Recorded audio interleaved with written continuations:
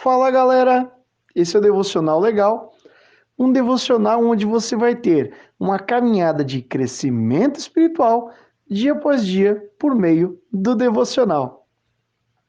O nosso personagem de hoje é Qui-Gon Jinn de Star Wars. E os nossos versículos de hoje estão no livro de Lucas, capítulo 2, versículos 25 e 26, que dizem: Havia em Jerusalém um homem chamado Simeão, que era justo e piedoso, e que esperava a consolação de Israel, e o Espírito Santo estava sobre ele. Fora-lhe revelado pelo Espírito Santo que ele não morreria antes de ver o Cristo do Senhor. Qui-Gon Jinn foi um venerável mestre Jedi, que adotou um estilo diferente dos demais cavaleiros da Ordem. Enquanto a maioria focava na meditação da força unificadora, Qui-Gon vivia perigosamente, muitas vezes não medindo as consequências de seus atos, sendo um grande crítico de alguns membros do Alto Conselho. Por causa da sua rebeldia e problemas em obedecer ordens, ele nunca recebeu uma vaga no Conselho Jedi, o mais alto posto dos membros da Ordem. Qui-Gon sempre foi um estudioso da força e dos manuscritos antigos, incluindo as profecias sobre o escolhido que traria equilíbrio para a força. O que acontece é que quando Qui-Gon chega com a sua nave em Tatooine, naquele pouso forçado, e Qui-Gon conhece o Anakin, ele logo vê em Anakin o cumprimento da profecia do escolhido. E, inclusive, o Qui-Gon Jinn pede permissão ao Conselho Jedi para poder treinar o Anakin, coisa que o Conselho não está muito inclinado a deixar. Mas a grande questão é que, e aí eu vou dar um spoiler, então se você não quer ter um spoiler do Ameaça Fantasma, mas você já deve saber o que acontece, que Qui-Gon acaba não podendo treinar Anakin, porque ele é morto por Darth Maul numa batalha bem empolgante. E antes de morrer, pede que Obi-Wan, que é seu discípulo, treine e proteja Anakin no seu lugar.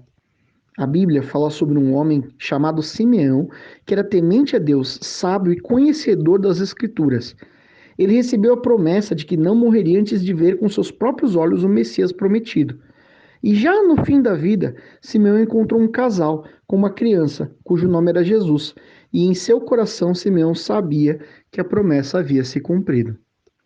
Desde o Antigo Testamento, lá já no livro de Gênesis, Deus promete enviar um Salvador para restaurar a humanidade que havia sido contaminada com a queda, lá no Jardim do Éden. E progressivamente, livro após livro, nós vamos recebendo dicas, promessas a respeito dessa pessoa especial. Alguns exemplos interessantes são, por exemplo, de que essa pessoa nasceria de uma virgem, em Isaías 7,14, nasceria em Belém, em Miqueias 5,2, e o Salvador viria da descendência de Abraão, Gênesis 18,18, da tribo de Judá, Gênesis 49,10, e da linhagem do rei Davi, em Isaías 11,1.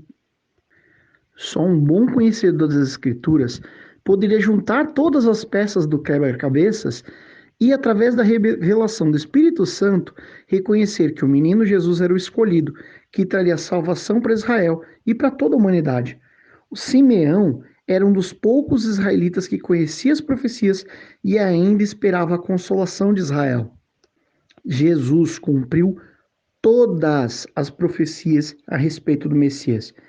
E mesmo que muitos sábios da sua época até conhecessem os textos, tão poucas pessoas perceberam que de fato ele era o Cristo, que ele era o Messias prometido desde o Antigo Testamento.